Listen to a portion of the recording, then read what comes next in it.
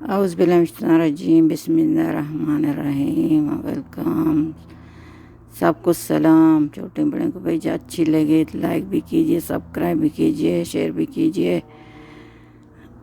چل آتے ہیں کہانی کی طرف۔ کہانی ہے ایک لڑکی کی۔ وہ لڑکی بتا رہی ہے میری دادی نے مجھے بتایا تھا، میں اس کا نام نہیں لوں گی، لڑکی کا بھی دادی کا بھی۔ وہ کہہ رہے جو ہمارا دادا تھا اس کا نام رحمان تھا۔ دادی کہتی ہے ہمارے تین بچے تھے، 2 بیٹیاں 1 بیٹا۔ بیٹا سب سے چھوٹا تھا۔ ہماری جو پپیاں تھیں وہ بڑی تھی، میرے والد سے بڑی تھی۔ وہ کہتا ہے جب میرے دادے نے کہا کہ ہمیں اس وقت، تمہیں پتہ ہے یہ ہندوستان پاکستان ساتھ میں ملا ہوا تھا اس وقت کی کہانی۔ وہ کہنے لگے مجھے چلا کاٹنا ہے۔ تو وہ رحمان دادو کہنے لگا دادی کو، تو اس نے بھائیوں نے بھی منع کیا، دادی بھی منع کیا، بھئی چلا مت کاٹیے، یہ چلا اسی طرح نہیں کاٹا جاتا، یہ لوگ ہوتا ہے کہ استاد، اسی لیے آپ مت کیجیے۔ اس نے کہا نہیں مجھے چلا کاٹنا ہے۔ اب میں بہت غربت ہے، پھر میں روحانی آئیں گے، میں علاج لوگوں کا کروں گا، خود جو بھی چیز مانگوں گا مجھے مل جائے گی۔ پتہ نہیں اس کے کیا خیالات تھے۔ اسی طرح اس نے کہا کسی کے پاس جاتا تھا، کوئی لوگ رہتے تھے سید وغیرہ، انہیں کے پاس جاتا، ان لوگوں نے پتہ نہیں اس کو کیا بتایا۔ تو اس وقت بہت غربت ہوتی ہے، آپ کو تو جانتے ہو، اب بھی جیسا زمانہ ہے تھوڑی غربت ہوتی ہے۔ ابھی لوگ سب گاؤں والے فوراً یا شہر چلے جاتے ہیں، یا خلیج چلے جاتے ہیں، یا بحرہ یورپ امریکہ وغیرہ ادھر ادھر سب بھی۔ ابھی کوئی نہیں رہتا گاؤں میں، غریب لوگ بالکل نہیں ہے ابھی۔ اس وقت علاجوں کو بھی پتہ نہیں تھا، روحانی علاجوں کا کوئی پتہ نہیں، اس وقت بہت یہ اور لوگ تھے۔ ابھی تو انٹرنیٹ کا زمانہ ہے، سب لوگوں کو پتہ ہے، ڈاکٹر ہی سب ابھی ڈاکٹر ہیں، ابھی سب بھی مولی ہیں، روحانی علاج ہیں، کوئی بھی ابھی کمی نہیں ہے آج کل کے زمانے میں۔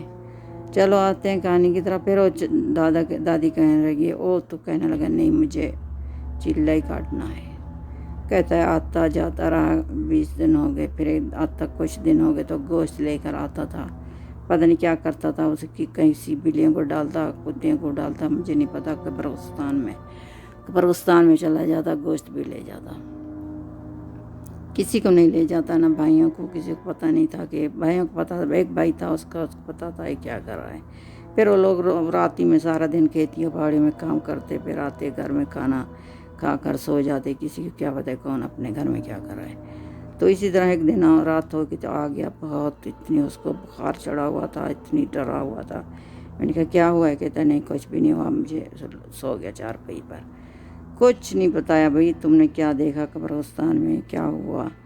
جب سے اس کو اتنی بخار چڑھ گیا تو کھانا تو کھا کر گیا، مغرب سے پہلے چلا گیا۔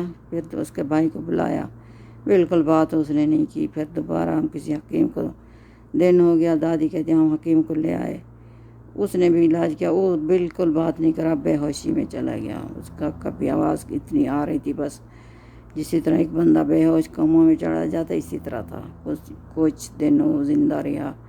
ابھی ہمیں اس کا نہیں پتہ کیا اس نے کیا، کیا دیکھا، کیا ڈرا، کسی نے اس کو مارا، اس کا راز ہی رہ گیا۔ جو بھی وہ بھی دفن ہو گیا، اس کا راز بھی اس کے ساتھ دفن ہو گیا۔ پتہ نہیں وہ ڈر گیا، کسی نے اس کو ڈرایا مارا، اچھا خاصا آدمی تھا۔ جب وہ کہتی ہے فوت ہو گیا تو پھر دادی کے اوپر اثرات ہو گئے، دادی کی کمر میں درد ہو گیا۔ دادی کہتی ہے ماں بھی بیٹھ گئی، نہ کہیں آ سکتی، نہ جا سکتی، نہ کام کر سکتی۔ ہم ہوتے کھیتیاں باڑی میں کام کرتے ہیں، مال مویشی ہوتا ہے، پھر بچوں کو پالنا تو اسی طرح ہوتا ہے نا۔ آج کی طرح تو نہیں کہ چلو آ رہی ہے یہاں سے وہاں سے، پہلے تو خود کمانا پڑتا تھا۔ تو پھر میری بہن تھی، وہ بھی اسی گاؤں میں رہتی تھی، اس کا شوہر جو تھا آرمی میں تھا، پھر وہ ہمیں کھانا دے دیتی، میرے بچوں کو بھی، مجھے بھی۔ 1 سال تک میں کمر سے درد سے پڑی رہی، کو اس کا انکل کچھ دے دیتا۔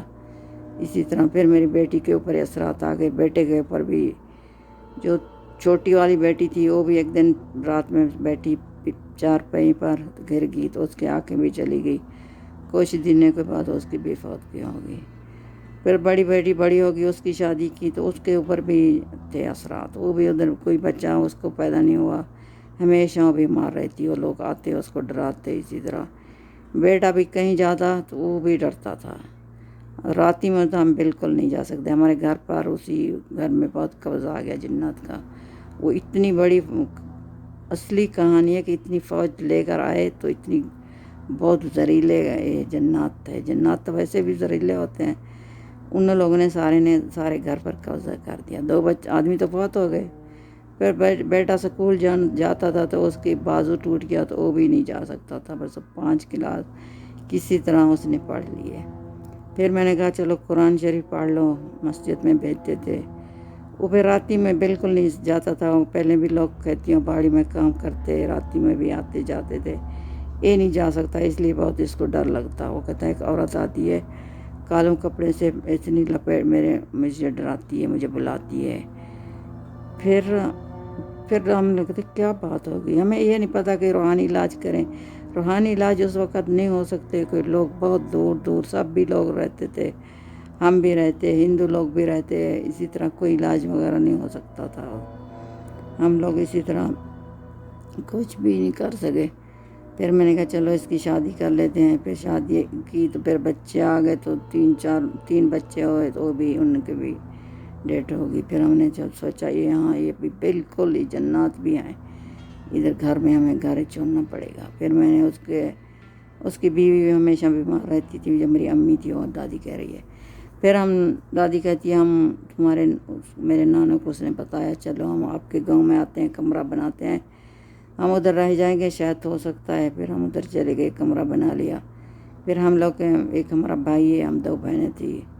ہمارا بھائی بھی ابھی پڑھ گیا ہے, بہت اچھا اس کا بھی ہے, کاروبار بھی اچھا ہے, ہم بھی اچھے ہیں. اب اس گاؤں چھوڑ دیا تو ان لوگوں نے ہماری بھی دیکھ بھال کی تھی. میرے ماموں نے جو آس پڑوس والے تھے. پھر دادی نے گھر چھوڑ دیا. ابھی دادی کو 10 سال ہو گئے. دادی کو پھر فالج ہو گیا, وہ چل پھر نہیں سکتی تھی.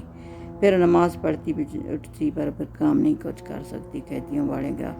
پھر وہ ہمارے جو ماموں تھے وہ لوگ ہماری دیکھ بھال کرتے تھے, میری امی ہمیں. اسی طرح ہم بہت بڑے ہو گئے, ہماری شادیاں بھی ہو گئی. پھر ہمیشہ دادی بولتی تھی اس قصے کو ضرور شیئر کیجیے کیونکہ اسی طرح ہمارا پورا خاندان جننے کی لپیٹ میں آ گیا. بہت اچھی لگے لائک بھی کیجیے, سبسکرائب بھی کیجیے, شیئر بھی کیجیے. Thank you.